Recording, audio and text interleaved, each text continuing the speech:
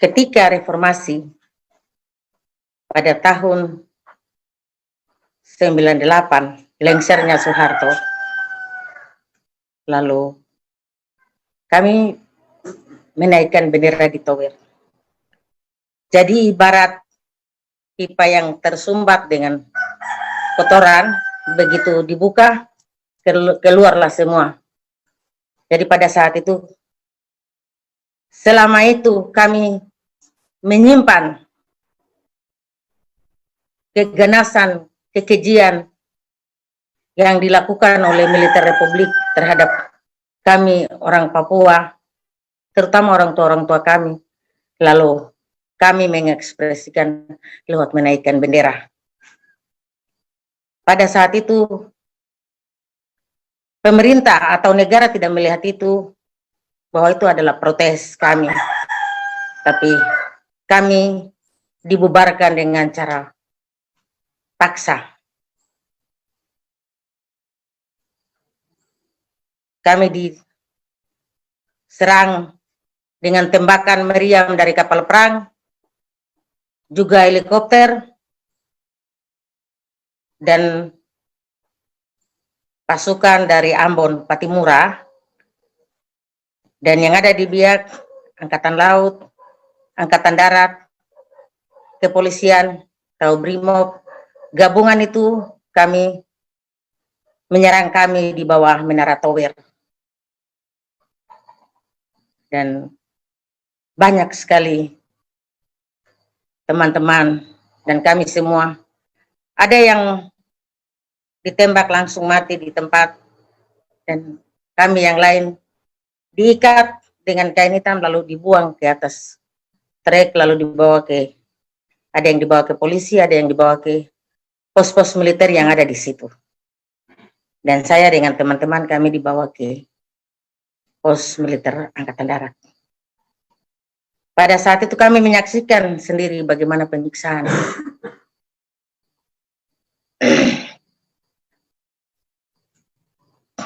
Yang begitu keji, yang begitu kejam terhadap perempuan-perempuan, anak-anak, dan juga laki-laki. Banyak sekali perempuan-perempuan hamil yang perutnya disobek, bayinya keluar. Perempuan-perempuan yang usianya sudah tua dimasukkan sangkur ke dalam lubang vagina, lalu disobek, akhirnya mati. Laki-laki, perempuan, tangannya dipotong, tidak dipotong satu kali, nanti potong tangan sebelah biar dia putar-putar, terus tangan sebelah, kaki sebelah lagi. Kalau tidak cepat mati baru ditikam mati atau ditembak mati. Dan kami diborgol. Ketika itu kami berteriak minta tolong, kami disiksa. Dianya begitu keji. Kami minta tolong, Tuhan Yesus tolong. Tuhan Yesus tolong. Lalu mereka bilang, silakan panggil Tuhan Yesus yang berapa hari kamu sembah, biar membantu kamu. Saya sendiri dipukul dengan popor senjata dari belakang. Tangan saya dihiris dengan sangkut. Kami dibakar dengan korek api. Lalu manusia-manusia yang, orang-orang yang sudah dibunuh, bayi, perempuan hamil, mobil masuk keluar untuk mengangkat mayat-mayat itu keluar, entah dibawa kemana. Begitu dari pagi sampai sore, sampai jam 8.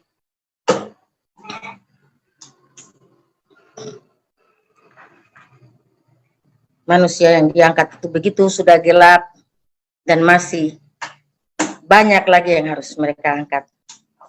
Di dalam hati kami minta, Tuhan tolong. Kami sebagai manusia sudah tidak mampu. Kami hanya tunggu mujizat Tuhan. Tapi kami tahu bahwa tidak lama lagi kami juga akan dibunuh.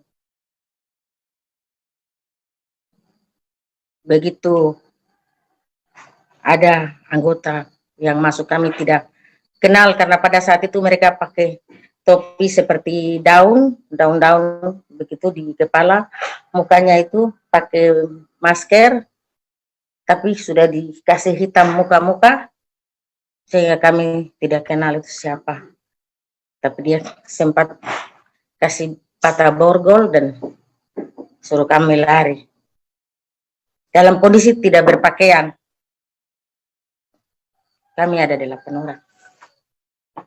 Laki-laki 4, perempuan 4. Waktu kami keluar, dia bilang, hari ini Tuhan Yesus ada untuk kamu. Kamu pergi supaya menyaksikan umat atau ciptaan Tuhan yang disiksa, dianiaya seperti binatang. Lalu kami keluar dan berusaha untuk kami bisa menyelamatkan diri. Dan kejahatan begitu kejam militer Republik Indonesia.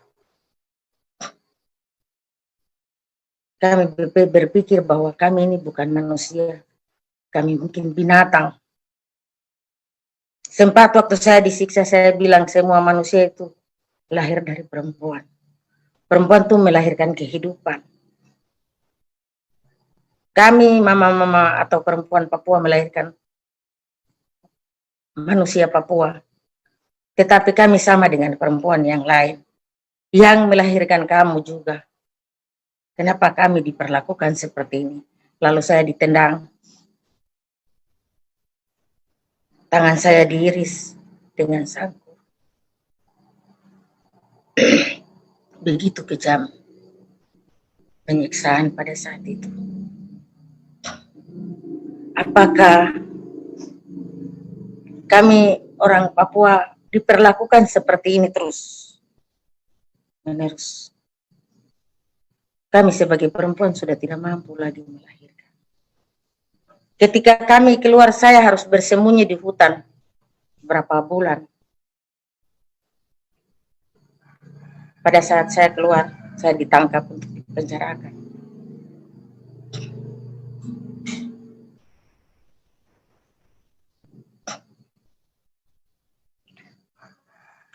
Dan banyak teman-teman saya yang sudah meninggal, pergi mendahului kami.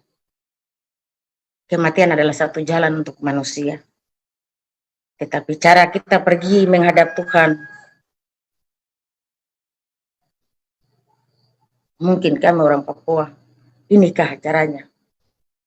Kami pergi menghadap Tuhan dengan cara seperti ini. Atau kami, napas hidup kami ini harus dicabut oleh militer Republik Indonesia.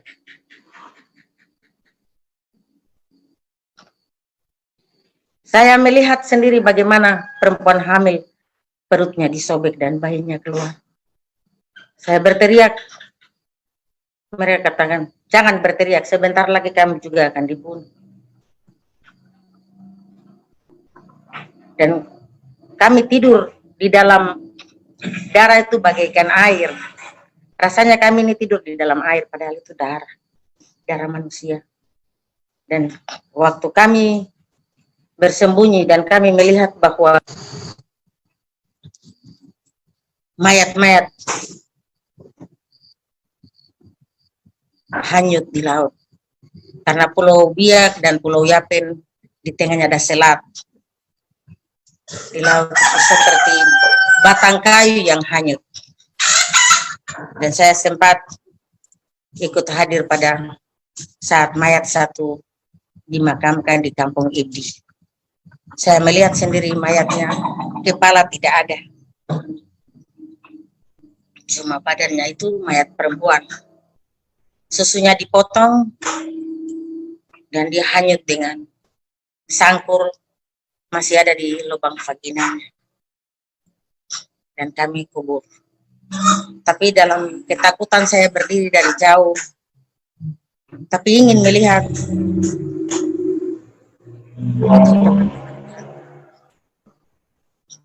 Dan di Pulau Biak, juga Pulau Yapen, Kepulauan Padar dan semua di pulau-pulau yang berdekatan, mayat banyak yang terdampar. Tetapi tidak berhenti peristiwa biak berdarah, dan seterusnya kami lihat bahwa kekerasan terjadi terus di tanah.